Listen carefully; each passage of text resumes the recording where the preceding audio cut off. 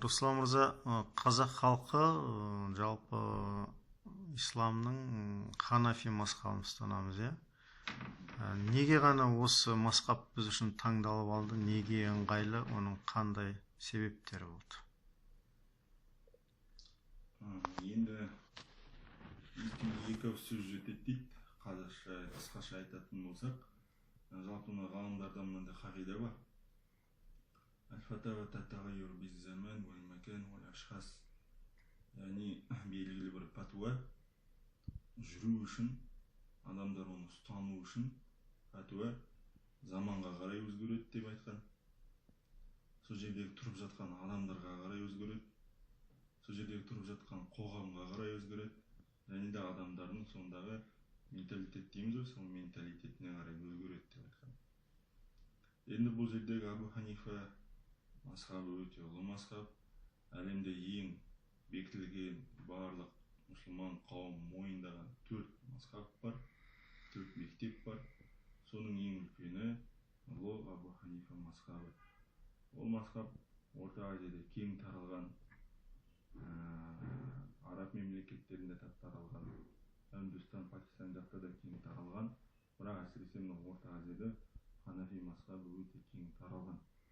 Неге десеңіздер, себебі осы ханафи мазхабы, жаңа айтпақшы 4 үлкен мектепті алатын болсақ, оның 4-еуі де дұрыс, 4-еуі де ол барып пайғамбар сөзіне, Алланың кәламы Құранға барып тірелетін оның негізі. Ешқандай да 4-еуінің біреуін қате, біреуі ғана қабыл, біреуімен ғана жүру керек деп айтуға болмайды.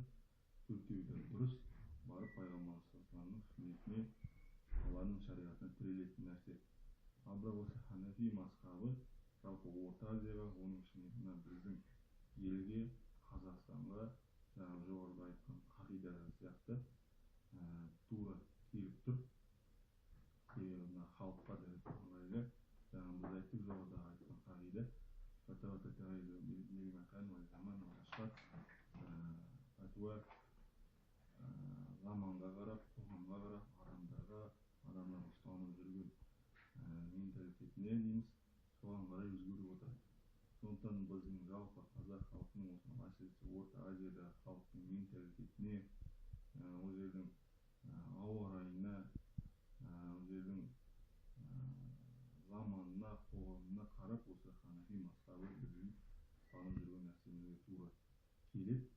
Сондықтан жалпы осы ханафи мазхабы кең таралған, және ол осы 4 мазхабтың ең ұлы ғалымдары Абу Ханифа мазхабын негізін салған. Ол Абу Ханифа 4 мазхабтың ішіндегі ең былайша айтқанда үлкені болып табылады. Сондықтан осы елімізде кең таралған.